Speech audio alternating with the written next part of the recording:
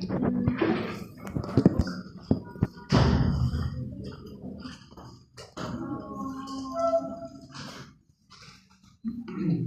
hemos visto, los hijos que han hecho la rotación muchas veces nos hacen la interconsulta, ¿no? En infectología por el tema del síndrome febril, ¿no? Famoso síndrome, ¿no? Que el paciente tiene fiebre y aparentemente no tiene muy claro el diagnóstico todavía.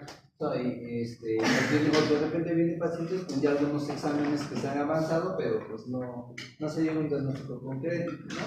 Entonces, el síndrome febril, como ustedes saben, pues involucra al concepto de fiebre, ¿no? Que es un proceso inflamatorio, ¿no? Mediado por citoquinas, llamados pirógenos endógenos, ¿no? Y que es una respuesta inmunológica del organismo a la presencia de microorganismos, pero no solamente ellos, sino que es una respuesta a también otros agentes, ¿no? Por eso es que hay fiebre en pacientes con cáncer, por eso es que hay fiebre en pacientes con enfermedades autoinmunes, ¿no? Entonces, siempre hay que recordar pues, que la fiebre es cierto, en su gran mayoría es una respuesta del organismo a procesos infecciosos, ¿no? A la invasión bacteriana, ¿no? Pero nunca hay que olvidar pues, que también tiene otras etiologías, ¿no? Como ustedes pueden ver, ¿no? Todo paciente que tiene fiebre no tiene que ver infectología, ¿no? Porque lo más seguro es que sea una infección, ¿no? Es el signo guía fundamental, ¿no? De las enfermedades infecciosas, pero también, como dice ahí, ¿no? Hay procesos inflamatorios y cáncer, ¿no? Que puede estar involucrado, ¿no? Es el primer mecanismo de defensa frente a la enfermedad y era conocida, ¿no? Desde tiempos muy antiguos, ¿no? Desde Hipócrates, ¿no? Que escribió que la presencia de fiebre intervenía de forma favorable en el proceso infeccioso. Posteriormente, en el siglo VI a.C., ya existían referencias escritas sobre la fiebre en escritura cuneiforme. En el siglo XIX, perdón, hay un gran investigador que se llama, ¿no? que se llama Claude Bernard, que hace un trabajo muy importante porque empieza a hacer una descripción de la fiebre, de los tipos de fiebre, los conceptos que en la época se manejaban de fiebre, ¿no? Y que determinó pues, ¿no? Que son conceptos relacionados a procesos metabólicos, ¿no? Posteriormente, en el año 1868, ¿no? August van der Lich publicó el curso de la temperatura en las enfermedades, ¿no? Estableció que 37 grados era la temperatura del cuerpo y describió su variación diurna. Entonces se hizo una investigación cómo variaba la fiebre en el día, en la noche. Ustedes saben que hay un ritmo circadiano de la fiebre, ¿no? La fiebre no es, de la temperatura corporal, ¿no? No es constante a nivel en todas las horas del día, ¿no? Entonces, como concepto, ¿no? Fiebre es incremento de la temperatura corporal por encima de lo que es normal para una persona, más o menos 1 grado a partir de 36 grados axilar, ¿no? Que es mediado por agentes pirógenos, ¿no? Como pueden ver, pues, la definición tiene muchos errores porque implica que la temperatura corporal es una entidad única, cuando es una mezcla de muchas temperaturas diferentes, cada una representativa de una parte del cuerpo y que puede variar a lo largo del día, ¿no? En respuesta a nuestras actividades diarias y al ritmo diurno, ¿no? La temperatura diaria de una persona tiene un ritmo conocido como circadiano, con un pico al final de la tarde y un descenso a primeras horas de la mañana. Pueden modificarse por la ovulación, el clima, ¿no? Altas temperaturas, la alimentación y otras ejercicios, ¿no? Entonces, mucho va a depender del concepto de fiebre, del compartimento que ustedes decidan tomar la temperatura, ¿no? Si es axilar, si es rectal, ahora con los termómetros digitales, pues se hace en la frente o en el oído, ¿no? Entonces mucho va a depender de ello, ¿no? Bueno, lo que se maneja el concepto es que la temperatura más o menos acorde con el tema de temperatura corporal central sería la temperatura que esté más cerca al corazón, ¿ya? Entonces, un concepto un poquito ya más unificado, ¿no? De fiebre, ¿no? Desde el punto de vista fisiológico, ¿no? Es un estado de temperatura central elevada que suele ser, aunque no necesariamente, parte de las respuestas defensivas de los organismos multicelulares, huésped, o a la invasión de materia viva, microorganismos, ¿no? O inanimada reconocida por el huésped como patogénica o externa.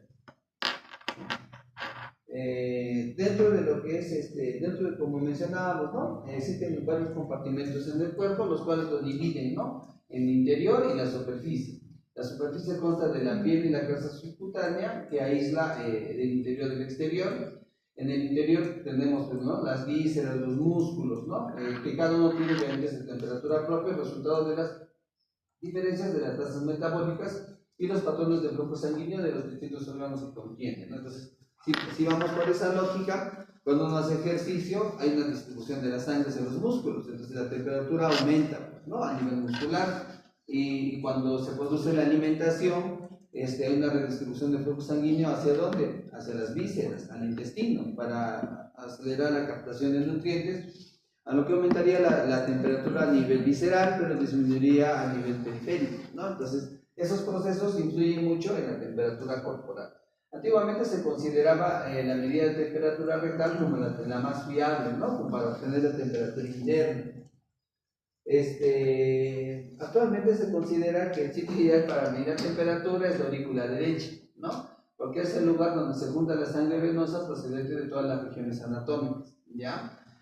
Como es inaccesible, la temperatura esofágica y la vesical también pueden usarse para medir la temperatura central. Algunos autores creen que la temperatura de la membrana timpánica es útil para esto, puesto que esta membrana es perfundida por una rama tributaria de una arteria que liga al centro termorregulador del cerebro, ¿no? O sea, ya no es temperatura central, sino es una arteria que tiene que ver con el hipotálamo, ¿no? Ustedes saben que el hipotálamo es el centro, pues, de la temperatura, ¿no? O es el que regula la temperatura corporal, ¿no? Entonces, como pueden ver, es un poquito, a veces uno lo ve tan simple, pero uno diría, no, pero ¿cuál sería mejor? ¿Tomarlo el de la arteria que liga el hipotálamo o hacer una medición de, por ejemplo, aurícula derecha, ¿no?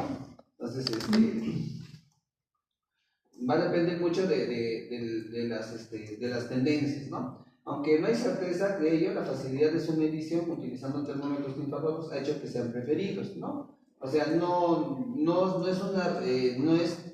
puede ser que haya diferencias entre la temperatura timpánica y la temperatura a nivel de la aurícula derecha, pero ¿cuál es más fácil de medir? La de la membrana timpánica, ¿no? Por eso es que se toma como referencia, ¿no? Por la facilidad sobre todo, ¿no? Entonces, dicen, por ejemplo, hay los estudios que han demostrado, ¿no? Que la temperatura axilar no refleja la temperatura interna y difiere bastante de las temperaturas rectales, ¿ya?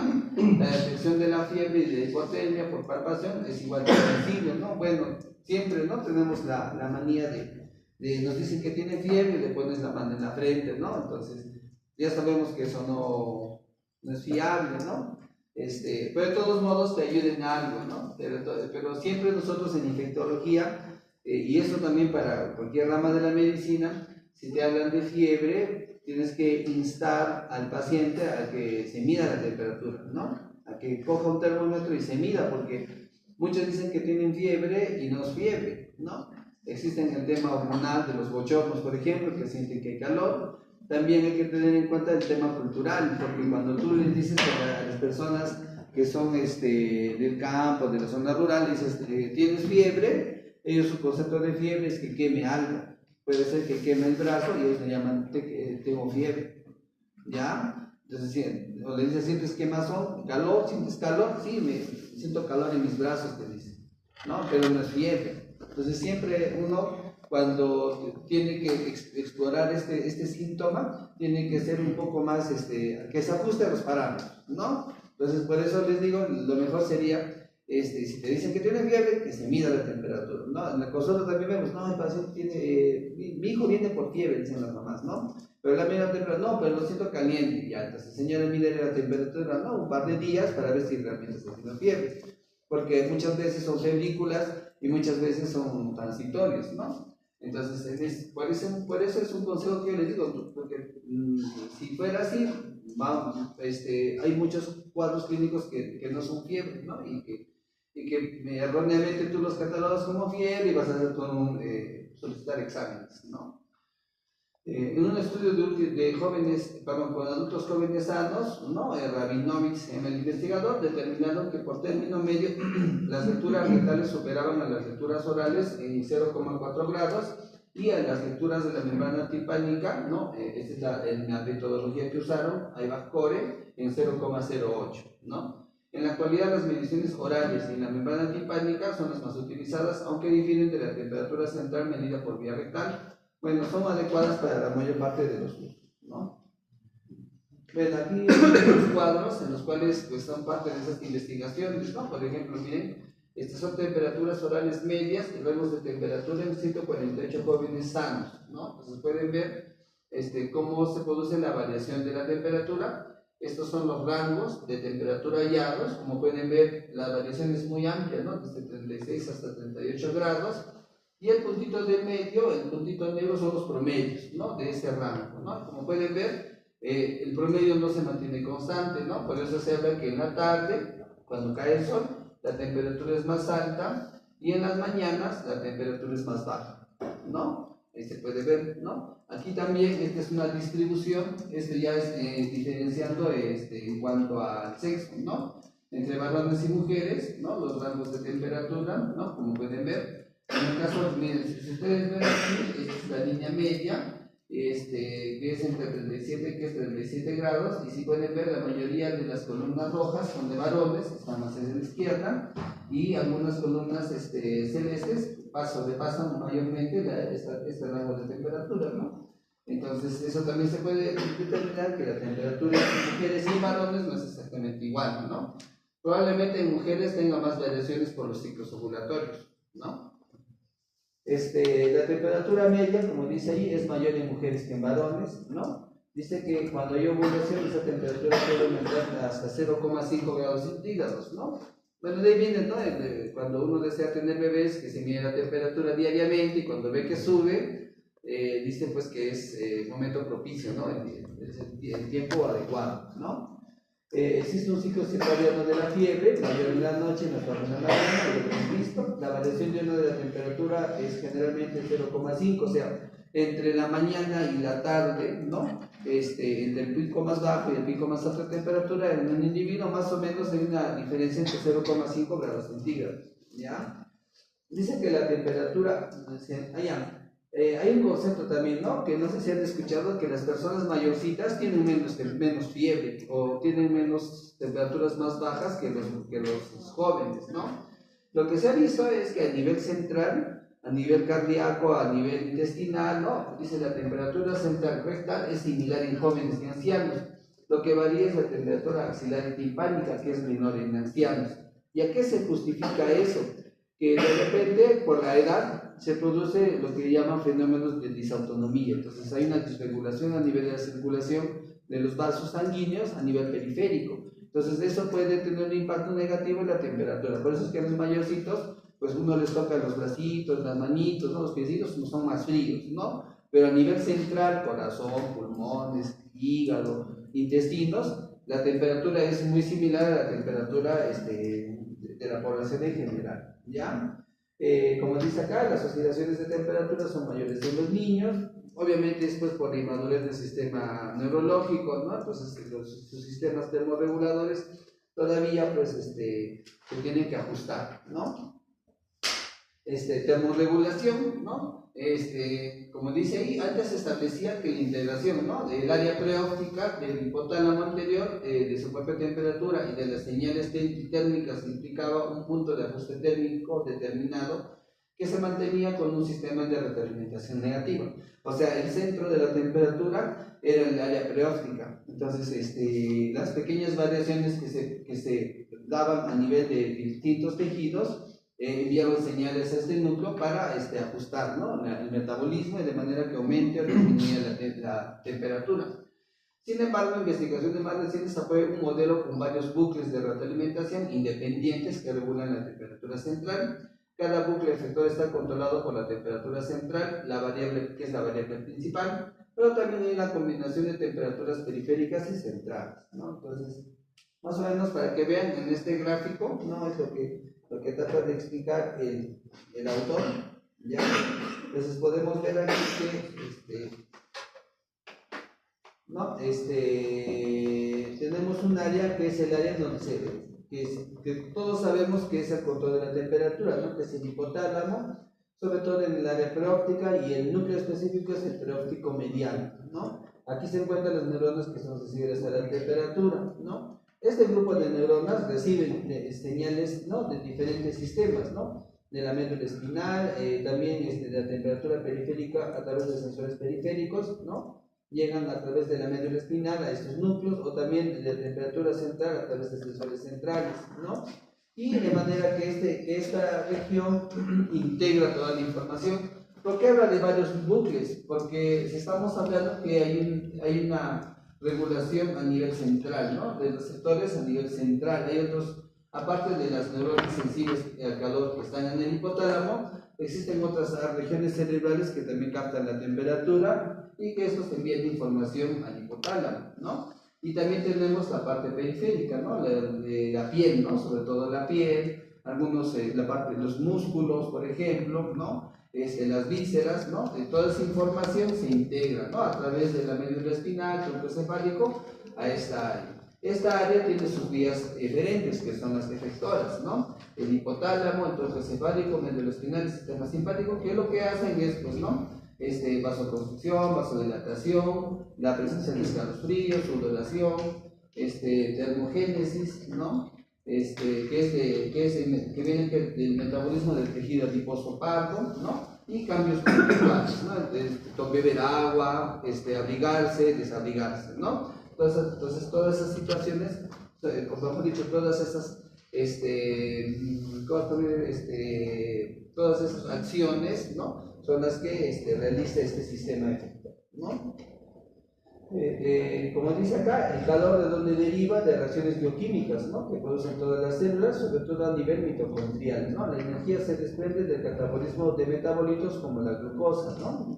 Sobre todo con la fosforilación oxidativa, para convertir el adenosín difosfato en adenosín trifosfato, ¿no?, el ATP, ¿no? Formación de ATP libera calor, ¿ya?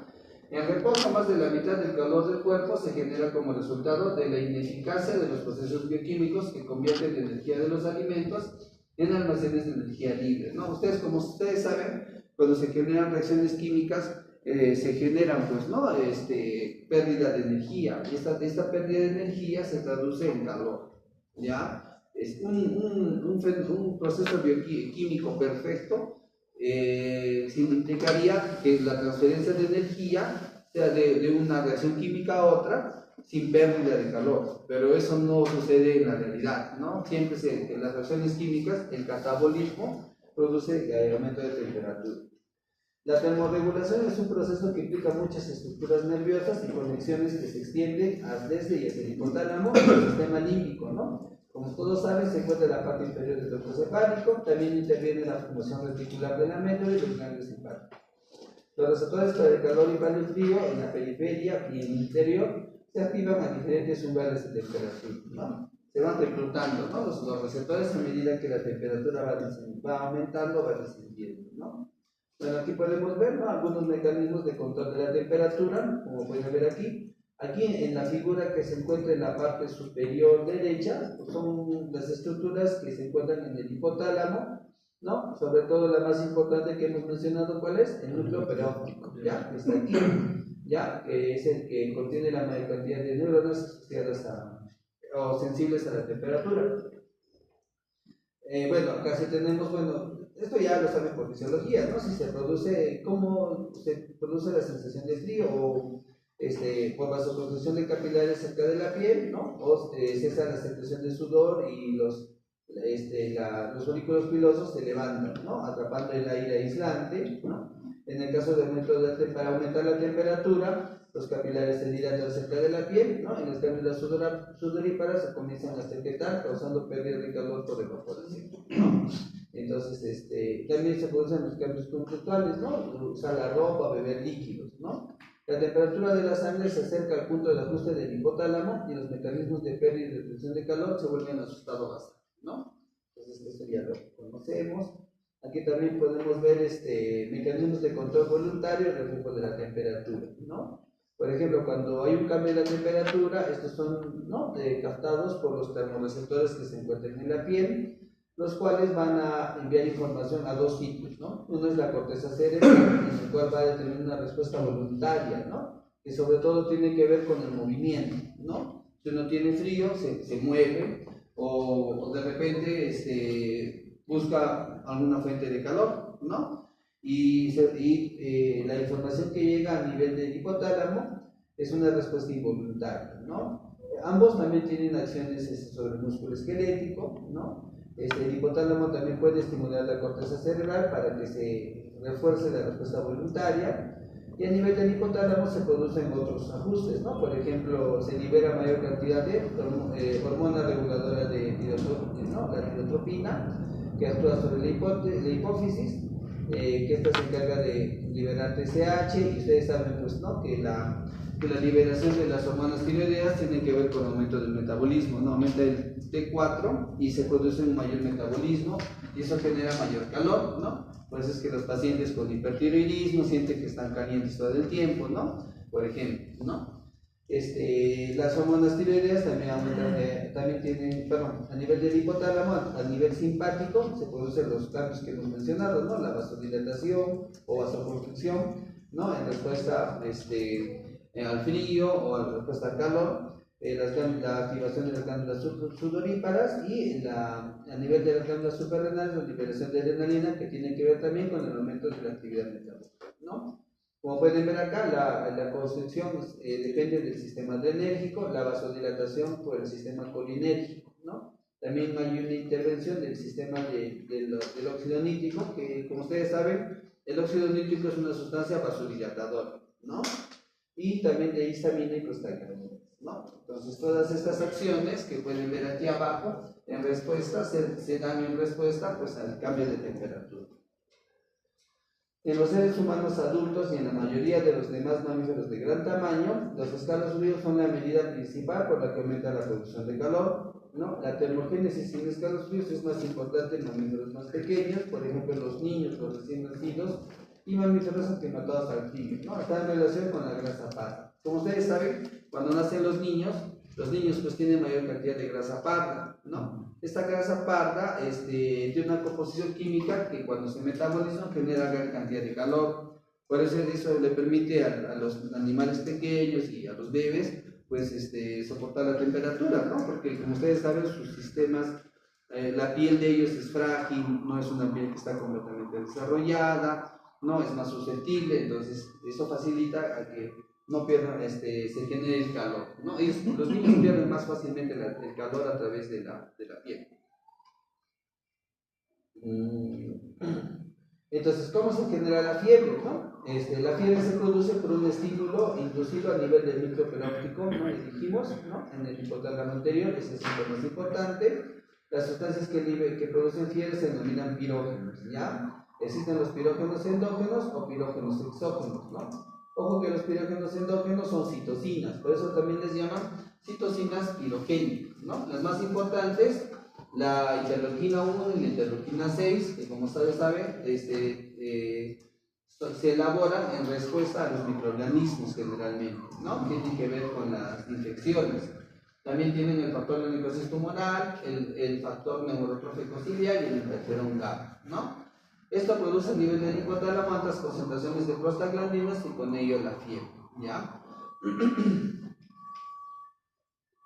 Las citocinas pirogénicas pueden producirse también en respuesta a estados infecciosos, ¿ya? Como la gota y la muerte celular. Por ejemplo, hay tumores, ¿no? A ver, ¿qué tumor que conozcan produce fiebre?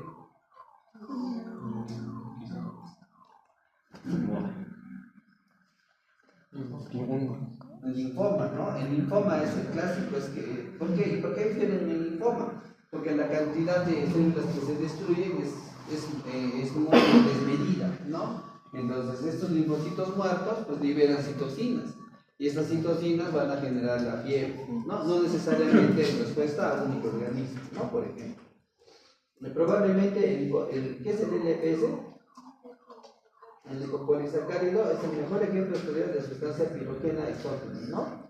Dice que los picos de fiebre inicial y final provocados por el lipopolisacárido se asocian a la producción de prostaglandina E en distintas regiones anatómicas, ¿no? Entonces, este lipopolisacárido no solamente induce la liberación de citocinas, sino también induce liberación de prostaglandina E. Como ustedes saben, las prostaglandinas son sustancias que intervienen generando pues, ¿no? las reacciones inflamatorias, la fiebre, y la inhibición de su producción se realiza con unos fármacos que son los AINES, ¿no? Los AINES inhiben, ¿no?, a una enzima, ¿no? ¿Cómo se llama la enzima? La COX-1 y la COX-2, ¿no? La ciclooxigenasa, ¿no? La ciclooxigenasa es la que cataliza la síntesis de prostaglandinas, ¿no? De ahí viene el nombre. Es probable que los otros son los corticoides, ¿no? Es probable que el paso inicial del proceso de la fiebre sea la unión del tipo coronariano a receptores tipo pH, Toll-like, ¿no? Tipo 4, en macrófagos. El paso final común en la generación de fiebre es la producción de prostaglandina en la periferia y en el o en el céfalo, ¿no? Entonces no se olviden de la prostaglandina, ¿no? Generación de la fiebre durante la infección. La fiebre se produce probablemente por una combinación de los pirógenos exógenos, ¿no?, de forma independiente, y de citocinas pirogénicas, además de la respuesta inmunitaria innata resultante que aumenta la producción de citocinas, ¿no?, ¿no?, pirogénicas. La fiebre es la expresión clínica de una respuesta inicial inadecuada del huésped frente a la infección, siendo la manifestación fundamental de la movilización de los recursos del huésped, mejorando la quimiotaxis, la actividad de complemento, fagocitosis y de forma indirecta la lisis lisosoma, ¿no? Entonces, como ustedes saben, pues es una respuesta protectora, ¿no? Por eso muchas veces, cuando hay cuadros infecciosos, se recomienda regular la temperatura, ¿no? Pero no es que se diga que tengan que cortar la respuesta, ¿no?, de la fiebre, ¿no? Aquí, este es un gráfico, ¿no?, que es un modelo de la respuesta febril. Está un poquito denso, ¿no? Entonces, ¿qué es lo que pasa aquí? Ustedes tienen acá la inflamación o la infección, ¿no?, que son los procesos que producen fiebre. En el caso de la infección, esta se debe en parte a los productos microbianos, ¿no? Por ejemplo, el LPS, que ya dijimos que puede interactuar con los receptores tipo 4, también va a interactuar con las células mononucleares, ¿no?, u otras células, las cuales van a liberar las citocinas pirogénicas, ¿no? Entonces, como ustedes pueden ver, los microorganismos pues, van a generar fiebre de manera propia a través de los receptores tipo 4 o indirectamente a través de la liberación de las citocinas pirogénicas. Y como pueden ver, estas citocinas pirogénicas, factor de necrosis tumoral, interleuquina 1, interleuquina 6, son sustancias que actúan a diferentes niveles, ¿no? Actúan sobre receptores de citocina que se encuentran en esta región cerebral, que se llama órgano vascular de la lámina terminal, que es parte del hipotálamo, que está revestida en una parte por células endoteliales. También va a actuar a través de receptores de citocinas en la barrera hematoencefálica, ¿no? El receptor tipo 4 actúa también a nivel de la barrera hematoencefálica, ¿no? Y lo que va a hacer ambos en todo este proceso es la liberación de prostaglandina E, ¿no? Existen un tipo de neuronas que se encuentran, ¿no?, en el área preóptica, que son las neuronas EP3, ¿no?, que son sensibles al calor, ¿no? Y entonces, estas son las que se estimulan, ¿ya? Este tipo de neuronas son las que se estimulan y su activación va a dar lugar a la activación de termoefectores, ¿no? Y esto va a dar lugar a lo que es el aumento de la temperatura, ¿no? Hay otras sustancias que pueden estar en juego, como la noradrenalina, por ejemplo. La prostaglandina E tiene otras vías también para poder, no solamente se libera prostaglandina a nivel local, a nivel de estas células, también se liberan prostaglandinas por el torrente sanguíneo. Entonces estas viajan y también van a sensibilizar a las neuronas. O también a través de vía neural del nervio vago, se estimula y también va a estimular esas neuronas, ¿no? Como ustedes saben, el hipotálamo es un centro nervioso que tiene muchas conexiones, no solamente pues con la corteza, sino también con el sistema nervioso periférico, ¿ya? Entonces, este gráfico, aunque parezca un poco difícil de entender, trata de esquematizar y explicar cómo a través de diferentes vías se produce el aumento de la temperatura. Luego, para terminar, para terminar la parte de fiebre, existe la respuesta de fase aguda. ¿Qué es la respuesta de fase aguda? Es una subida de la temperatura interna mediada por citocinas, ¿no? Es solo uno de los muchos rasgos de la respuesta febril. Estas reacciones consisten en alteraciones del comportamiento fisiológicas, ¿no?, bioquímicas y nutricionales del huerto. Entonces aquí podemos ver todos los cambios que se producen en las respuestas de fase aguda. Entonces, no sé si han visto que cuando se habla de una infección, se habla, ¿no?, de marcadores inflamatorios, ¿no? Cuando nosotros vemos en el hospital, buscamos, ¿no?, y cómo está la PCR, cómo está la procalcitonina, cómo están los leucocitos. Esos fenómenos que nosotros buscamos, pues a eso se le llama respuesta de fase aguda, ¿ya? La respuesta de fase aguda a la infección depende de muchos, tiene muchas expresiones, ¿no? Como pueden ver aquí, hay cambios neuroendocrinos, hematopoyéticos, ¿no? Ahí está la leucocitosis, ¿no? Cambios trombocitosis, cambios metabólicos, cambios hepáticos, ¿no? Cambios de elementos plasmáticos no proteicos, ¿no? Por ejemplo, ¿no? Entonces, todos estos cambios son los que se espera cuando hay un proceso inflamatorio, ¿no? La respuesta de fase aguda, los estímulos capaces de inducir una respuesta de fase aguda, ¿no?, son las infecciones bacterianas, luego vienen las víricas, pero en menor grado. No solamente las respuestas de fase aguda es por infecciones, sino también es por traumatismos, tumores malignos, quemaduras, infarto de los tejidos, estados inflamatorios inducidos y mediados inmunológicamente, ejercicio extremo y el paro. Entonces, estas alteraciones que ustedes ven no son solo específicas de infección, ¿no? Por eso es que a veces, por ejemplo, ustedes van a ver un paciente que con un politraumatismo va a tener elevación de leucocitos.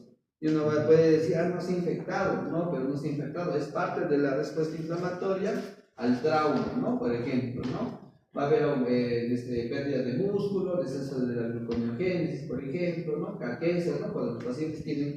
Por eso es que muchos pacientes cuando se hospitalizan bajan de peso, porque el consumo de los reactantes de fase aguda hace que se consuma mucha energía. Y liberar esos reactantes de fase aguda consume energía, y por eso también estos pacientes bajan de peso, pierden peso, ¿no? También existe evidencias de que las depresiones intensas de esquizofrenia y la tensión psicológica pueden producir una respuesta de fase aguda, ¿no? Estas son las proteínas de fase aguda en seres humanos, todo lo que se libera, ¿ya? Bueno, el objetivo del curso no es fisiología, solo es un cuadro para que tengan una idea, ¿no? Nosotros que utilizamos mucho, bueno, creo que aquí no está en la PCR, pero hay varios marcadores inflamatorios que se pueden medir. Aquí está, ¿no? La PCR, ¿no?, que es lo que más utilizamos nosotros, pero como pueden ver aquí, se puede, son muchos los marcadores inflamatorios que se liberan, ¿no? Por ejemplo, en el COVID usábamos mucho la ferritina, ¿no? Usábamos mucho el lactato, la DHL, el lactato deshidrogenasa, que nos daba una cierta correlación con el estado inflamatorio que tenía el paciente, ¿no? Ahora vamos a hablar acerca de lo que es fiebre de origen desconocido, ¿no? En realidad es un tema bastante simple, ¿no? Hay que conocer bien las definiciones nada más, ¿no?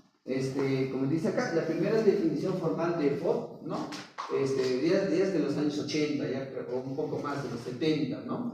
Que es fiebre superior a 38.3 grados que persiste sin diagnóstico durante al menos 3 semanas, a pesar de un ingreso hospitalario de al menos una semana con fines diagnósticos, ¿ya?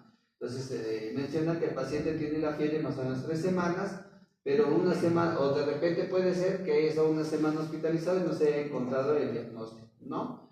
En el 1991 se propuso una definición revisada que los casos de FOD se clasifican en la actualidad en 4 subclases de diferentes alteraciones, ¿no? Ustedes saben que la fiebre no es igual en los diferentes, depende mucho del tipo de individuo o del tipo de paciente, ¿no? Entonces tenemos la FOD clásica, que está relacionada al primer concepto, la FOD nosocomial, ¿no?, asociada a asistencia sanitaria, la FOD neutropénica en inmunodeprimidos y la FOD asociada al VIH, ¿no? Entonces existen estas 4 categorías de fiebre, ¿no?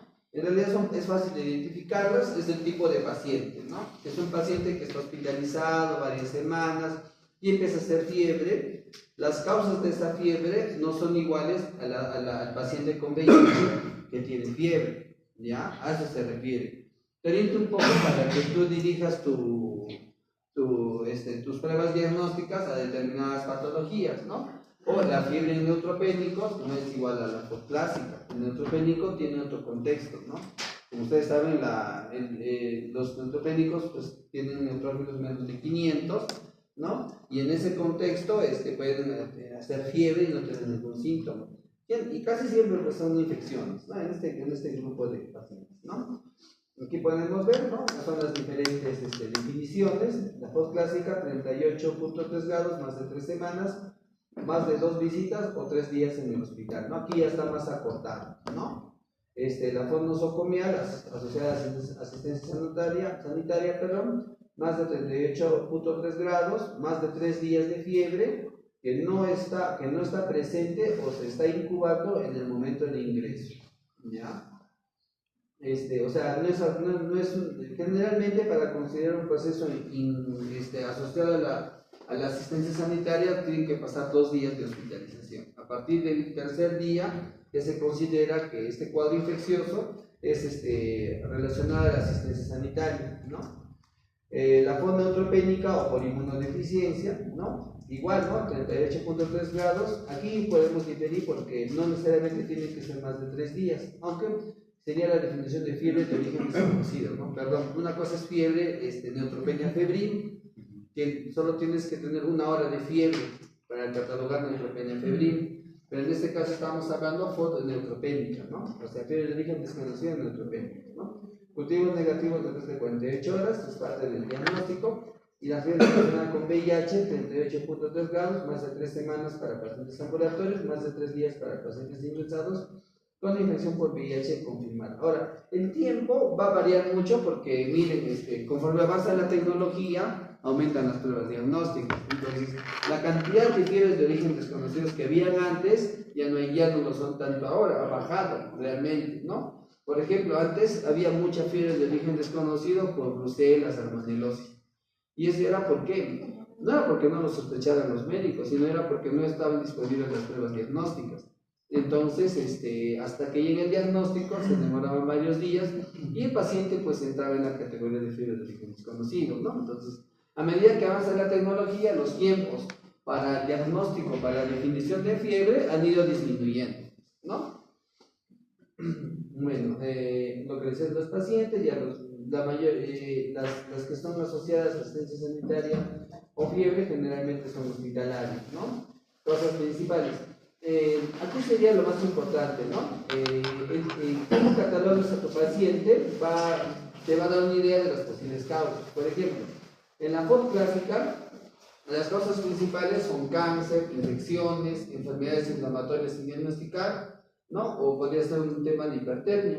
En la FOD nosocomial, casi siempre o siempre son infecciones asociadas a asistencia sanitaria, son complicaciones posoperatorias, ¿no? Lo que les mencionaba en la rotación. Paciente que se opera y hace fiebre después de unos días de la cirugía, primero busca algo de la cirugía, que es la causa, que podría ser la causa de la fiebre. Luego viene también fiebre inducida por fármacos, que también es algo importante, ¿no? Muchas veces los médicos nos llaman a nosotros porque el paciente tiene fiebre y lo primero que te piden es cambiar el antibiótico, ¿no? Pero tú ves al paciente, está tranquilo, ves sus exámenes de sangre, está todo normal. Entonces ahí te pones a buscar a ver qué medicamentos está recibiendo y de repente eso te lo permite el estado clínico del paciente, ¿no? No vas a sospechar de fiebre por fármacos en un paciente chocado, ¿no? No puedes pensar eso. Lo pensarías en un paciente que se ve bien y que sus exámenes se vean bien, ¿no? Entonces lo único que no cuadra en el cuadro clínico es la fiebre. Entonces en ese caso sí, pues te pones a buscar si no es por medicamentos, ¿no? Ahora, con los aplicativos que hay por internet, tú puedes buscar casi todos los efectos adversos de los medicamentos y alguno está relacionado a fiebre, ¿no? Por ejemplo, hay muchos antibióticos que están relacionados a fiebre. Por ejemplo, varios betalactámicos están relacionados a fiebre, ¿ya? En pacientes neutropénicos, también al igual que en la asistencia sanitaria, la mayoría son infecciones, pero solo se han documentado las causas en 40 a 60%. Muchas veces el paciente neutropénico con FOD se mejora de la fiebre. Le has dado el antibiótico, no ha crecido nada en el cultivo, todos los exámenes han salido negativos, pero se mejora, ¿no? Y en el caso de VIH, que es la infección principal, VIH por sí misma es causa de fiebre de origen desconocido. Sí, es causa de fiebre de origen desconocido. Pero ahí tienes que ver todas las oportunistas, ¿no? Micobacterias, citomegalovirus, linfoma, toxoplasmosis, criptococosis, síndrome inflamatorio de reconstitución inmunitaria, que también es una causa importante, ¿no? Por ejemplo, hay un paciente que lo vimos en el mes de febrero, que fue diagnosticado de VIH, ¿ya? Porque presentó tuberculosis pulmonar. El paciente se complicó, hizo dificultad respiratoria, estaba en Puerto Maldonado, lo traen a Cusco, hace trastorno neurológico, le hacen la tomografía y tiene unas lesiones cerebrales, ¿no? Tiene nuevos masas, ¿no? Bueno, la PCR, que se hace en líquido cefalorraquídeo, la PCR de esputo salen positivas para la TB. Entonces se inicia el tratamiento, el paciente va bien sus primeros 15 días, ¿no? Luego lo damos de alta nosotros una vez iniciada el targa. Entonces, después de 3 semanas de targa, el paciente empieza a sentirse mal, empieza a volverse a hacer fiebre y vuelve a la emergencia. Entonces, ¿qué ha pasado? Revisamos sus exámenes, volvemos a las tomografías, no hay nuevas lesiones, lo único que hay es que las lesiones anteriores que tenía en la cabecita ahora están más grandes, ¿no? O mejor dicho, están más inflamadas. Se le ha hecho otros exámenes más, lo impresiona otros cuadros infecciosos, cultivos negativos, ¿no? Entonces al final se ha concluido que este paciente tiene un síndrome inflamatorio de reconstitución inmune, ¿no? O sea, cuando un paciente con VIH recibe tratamiento antirretroviral, las defensas se suben, ¿ya? Porque el antirretroviral destruye al virus rápidamente. Entonces eso es como un estímulo al sistema inmunológico que se despierta, ¿no? Se despierta y algo así como que viene todo alocado, ve al micobacterio de la tuberculosis y la ataca con todo, ¿no? Y eso genera más inflamación, ¿no? Entonces a eso se le llama reconstitución inmune, ¿ya? El paciente está yendo bien, pero parece que se empeorara, por un momento se empeora, pero luego se mejora, ¿ya? Y eso es porque el sistema inmunitario ha despertado, entre comillas, ¿no? Algo más con respecto a esto. Hasta esta parte sería lo más importante, ¿no? Siempre en fiebre, sobre todo en FOD clásica, uno tiene que ser muy acucioso al hacer la anamnesis, ya no se olviden, preguntar los viajes, contactos, si ha viajado a algún sitio, a dónde ha ido, qué ha hecho, qué ha comido, qué ha tomado, qué ha estado haciendo, ¿no? Los contactos con animales son importantes también, qué más medicamentos, ¿no? Por eso siempre, los infectólogos tratamos de acordarnos de epidemiología de distintas regiones geográficas para tener una idea de las infecciones que hay por esas regiones, ¿no? De manera que puedas llegar al diagnóstico, porque si tú piensas en todas las enfermedades nunca vas a acabar de hacer exámenes, ¿no? Entonces, con respecto a la fiebre de origen desconocido clásica, ¿no? La mayoría de los pacientes con FOD clásica presentan síntomas subagudos o crónicos y por tanto se pueden estudiarse de forma segura como pacientes ambulatorios. A lo largo de los años se ha aclarado que la mayor parte de la FOD clásica se engloban en 5 categorías: infecciones, cáncer, enfermedades de tejido conjuntivo, lupus, otras alteraciones diversas y enfermedades no diagnosticadas, ¿ya? Lo más común en infecciones es una presentación atípica de una infección común, ¿ya? Entonces, este es el cuadrito, ¿no? Como pueden ver, este es el porcentaje de etiologías que se han encontrado en FOD clásica, ¿no? A la cabeza, las infecciones. Luego, el verdecito no diagnosticado, o sea, no se ha sabido por qué ha hecho fiebre. Luego vienen enfermedades de tejido conjuntivo, ¿no?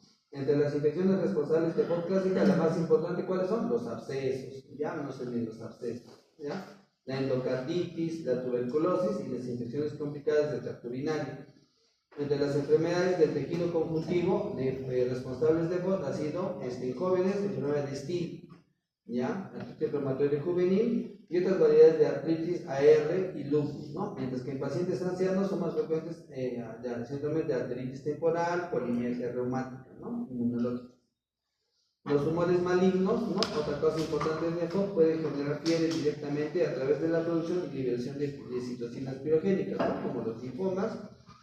Entre las neoplasias malignas responsables de FOD, las más frecuentes son los cánceres hematológicos, ya no se olviden, ¿ya? Cuando empiecen fiebre de origen desconocido, de origen tumoral, leucemias y linfomas, ¿ya? Se busca primero leucemias y linfomas, luego buscas los otros tumores, ¿no? Y esta es una lista de ejemplos de diversas causas de fiebre poco frecuentes, ¿no? Como pueden ver acá, que estas causas entrarían en esta parte, ¿no? Ah, no, perdón, misceláneo 6%, acá, ¿no?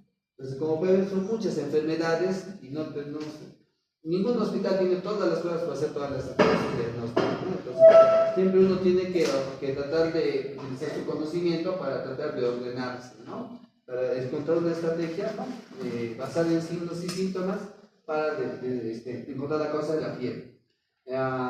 Dice que las enfermedades responsables de FOD clásica en lactantes son diferentes de niños y adultos.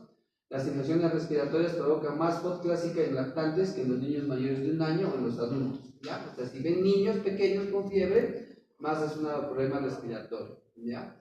La frecuencia relativa de infecciones como causa de FOD en los lactantes es alta, porque la enfermedad de tejido conjuntivo y el cáncer son poco frecuentes, ¿no? Un niño pequeño con fiebre, un lactante de 1 mes, de 1 año, perdón, menor de 1 año, bien difícil que tenga una enfermedad autoinmune, ¿no? O un cáncer, ¿no? El hallazgo de articulaciones afectadas en niños generalmente implica una alteración subyacente grave, como enfermedad de tejido conjuntivo, endocarditis o leucemia, ¿no? Aquí podemos ver diagnóstico final en pacientes mayores frente a pacientes más jóvenes con fiebre de origen desconocido. Bueno, esto es solo como referencia, ¿no? Para que lo tengan, ¿no? Menores de 65 años, por ejemplo, las infecciones fueron un 21%, en cambio los mayorcitos fueron 35%, luego vienen los tumores, que en mayores aumentan la tasa de tumores, ¿no? Y otras enfermedades también aumentan en pacientes mayores, ¿no? Muchas veces no se diagnostica la fiebre en jóvenes, ¿no? Como pueden ver acá, menores de 65 años, muchas veces no se ha diagnosticado para hacer la causa de la fiebre. Y otra cosa importante son las causas de fiebre en las personas que vienen de viaje, ¿no? Aquí ponen, ¿no? Y casi todas las infecciones, pero casi todos los procesos responsables de fiebre de personas que vuelven de un viaje, que son infecciones, ¿no? No va a ser un cáncer, ¿no? Difícil, ¿no? Un cáncer.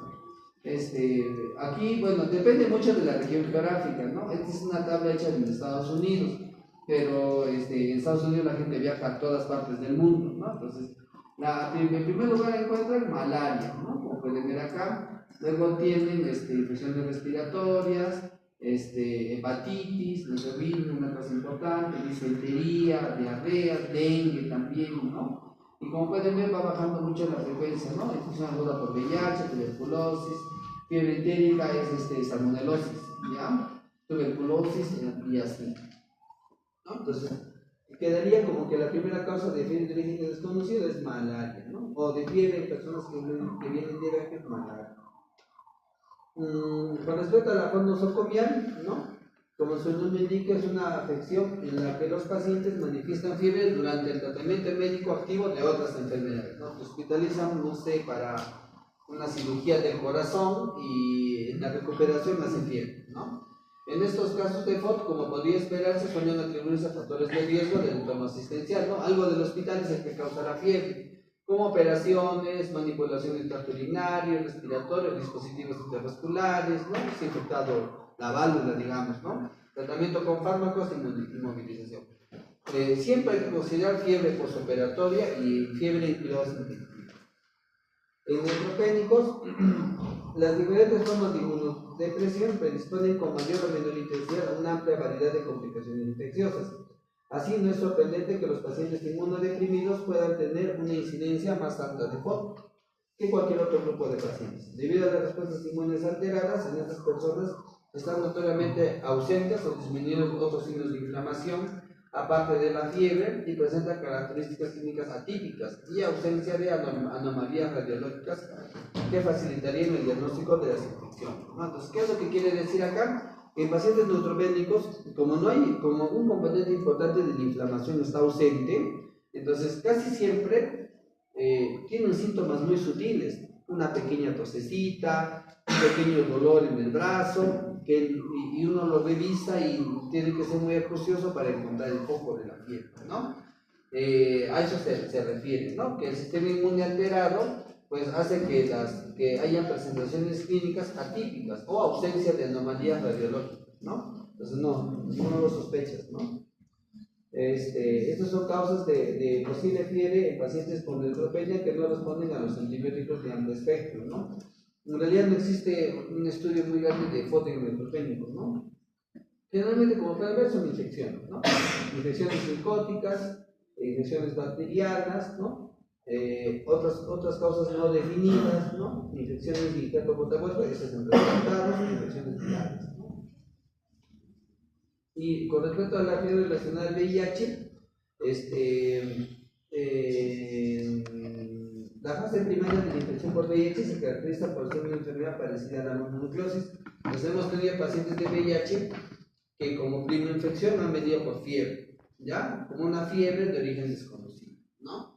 En muchas ocasiones la infección primaria por VIH es difícil de diagnosticar porque la enfermedad es inespecífica y precede a la seroconversión, ¿no? Tú le haces la prueba de VIH y sale negativo, ¿no? Entonces, ¿por qué? Porque está en periodo de ventana, ¿no? Una vez que desaparecen los síntomas de la prima infección, los pacientes infectados por VIH entran en un periodo prolongado de infección subclínica, durante el cual están normalmente febriles. Sin embargo, sin tratamiento, según evoluciona la enfermedad, los episodios de fiebre son frecuentes y suelen implicar enfermedades oportunistas.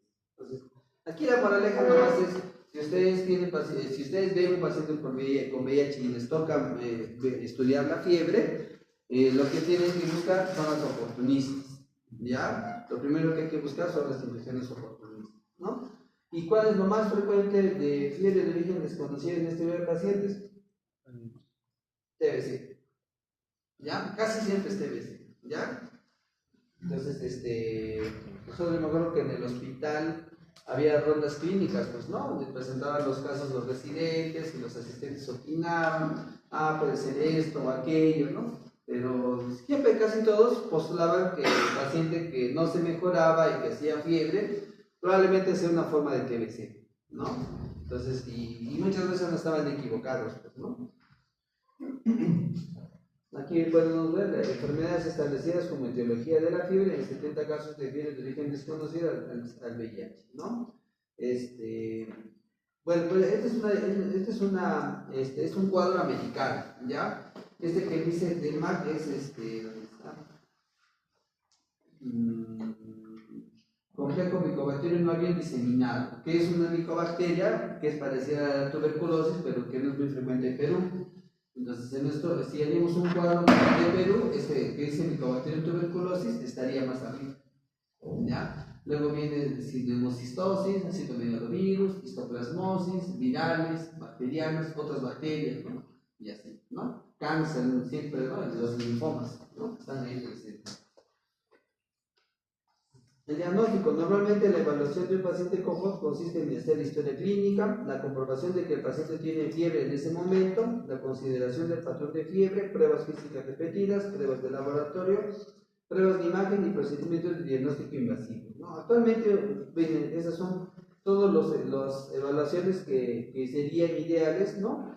En una forma general en pacientes con fiebre de origen desconocido, ¿no? Ahí, como pueden ver ahí, ¿no? Historia exhaustiva, exploraciones físicas repetidas, siempre está volviendo a revisar al paciente, no se conforme con que una vez lo han visto, hemograma, determinaciones bioquímicas, análisis de orina, radiografía, BCG, anticuerpos antinucleares, factor reumatoideo, hemocultivos, 3 o más muestras distintas obtenidas cuando no hay tratamiento antimicrobiano, anticuerpos IgM contra citomegalovirus, pruebas de anticuerpos en niños heterófilos, pruebas de anticuerpos heterófilos en niños y adultos jóvenes.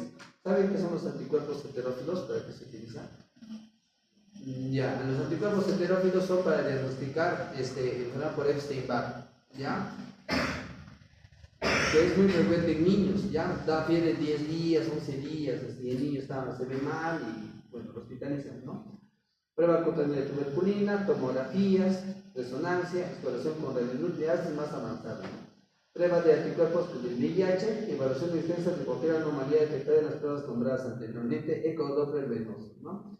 Entonces, para que tengan en cuenta todas estas, cómo se hace el abordaje. Este es un abordaje general, ¿no? Están buscando TBC, están buscando infecciones, están buscando algunos autoinmunes, ¿no? Bueno, y con respecto, cada vez ya no se usa mucho el patrón de fiebre, pero a veces te puede ayudar mucho en conocer el patrón de fiebre, ¿no? Por ejemplo, cuando en la primera parte hablan, ¿no?, de las tercianas y cuartanas, que tienen que ver con las fiebres asociadas a malaria, ¿no? Que en la malaria, si la fiebre es cada 48 horas, es la terciana, y se debe a Plasmodium vivax, Plasmodium ovale, Plasmodium falciparum, y si es cada 72 horas a Plasmodium malariae, ¿no? Aquí también, bueno, es un registro donde se puede ver la frecuencia cardíaca, la temperatura. Hay enfermedades en las cuales hay disociación, ¿no?, de la temperatura con el pulso. Por ejemplo, ¿en cuáles? Ustedes que han hecho epidemiología hace poco.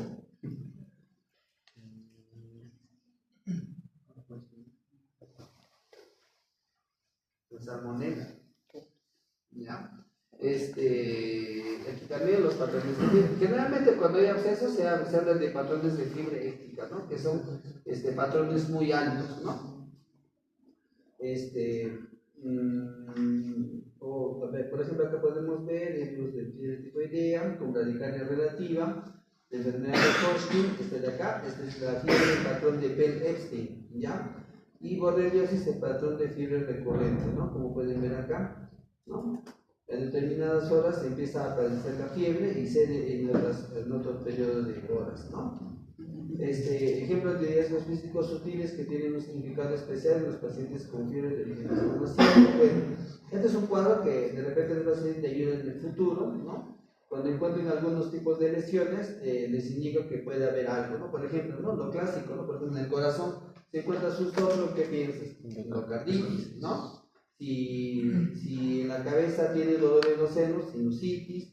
Si hay dolor faríngeo, ulceración, dientes sensibles, histoplasmosis, abscesos periapicales, ¿no?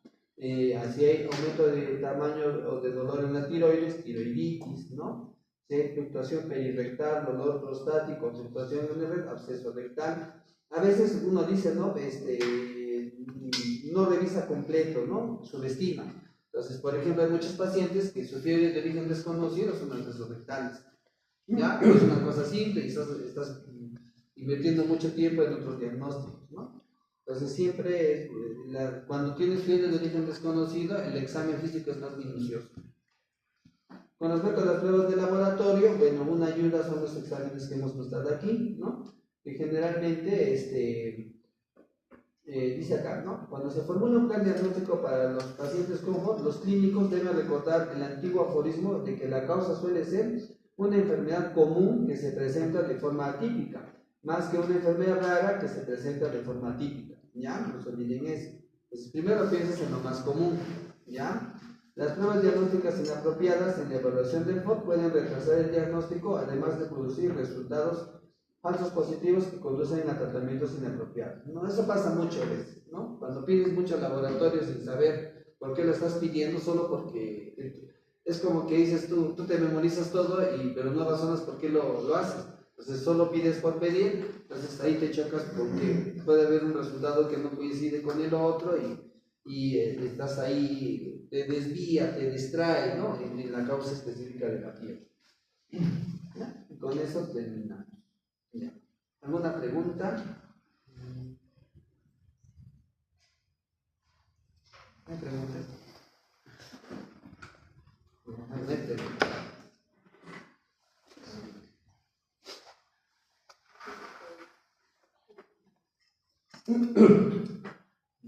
Entonces ahora vamos a hablar de